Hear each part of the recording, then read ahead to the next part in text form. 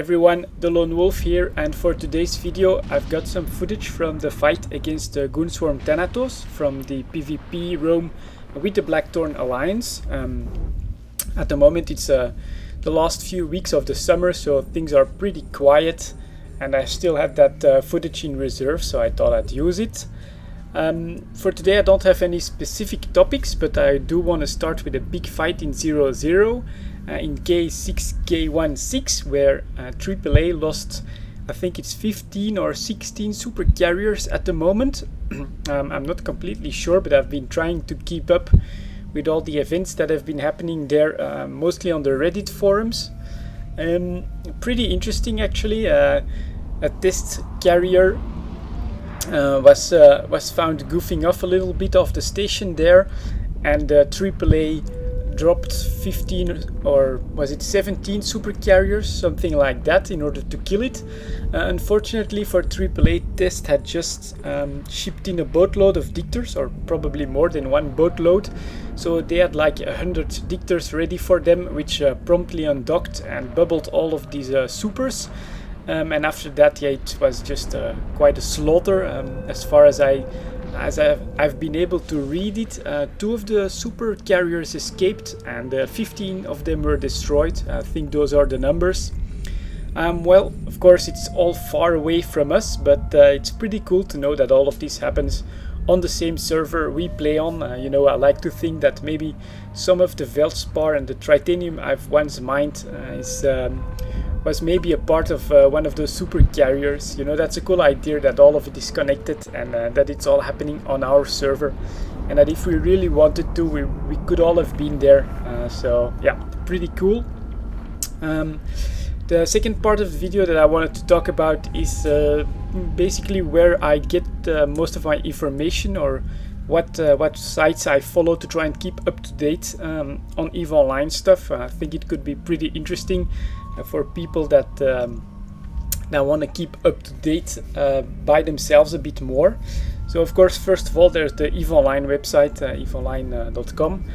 Mostly for the dev blogs, the general news, and the forums.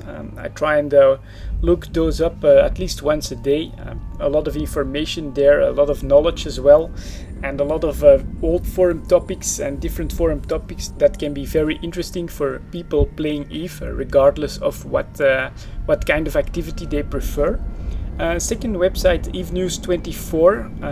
Yeah, a lot of people don't like the site, but I kind of enjoy it. It covers quite a lot of EVE Online stuff, and the comments are always a joy to read. Even right now on this huge fight in 0-0, where 15 super caps were destroyed, it's pretty funny to watch how both sides are trying to spin all this stuff in their favor. I kind of enjoy browsing EVE News 24 and the comments there, I have to say.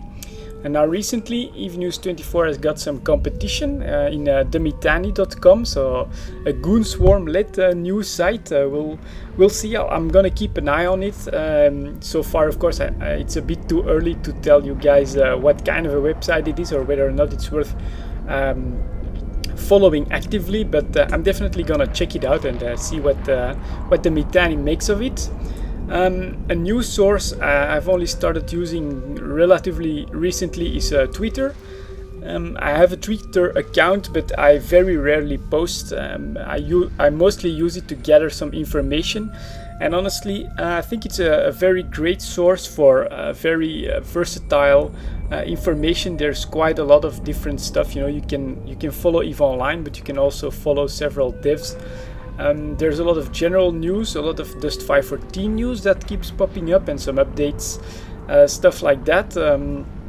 Some very specific issues also get addressed on Twitter. For instance, there was a rumor that on the Chinese servers some ships were sold for real money to some of the players.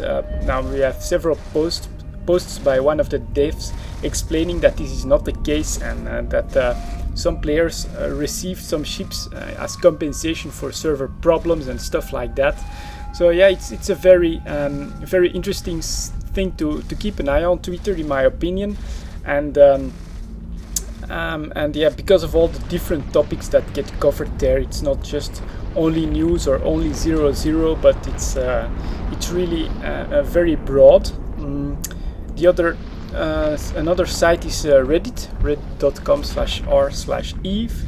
A lot of high-profile events get covered very quickly there on Reddit. For instance, I followed most of the events of the fight in 0-0 on Reddit, and it's also one of the only sites that I can actually access at work. I get some pretty limited internet access going on over there.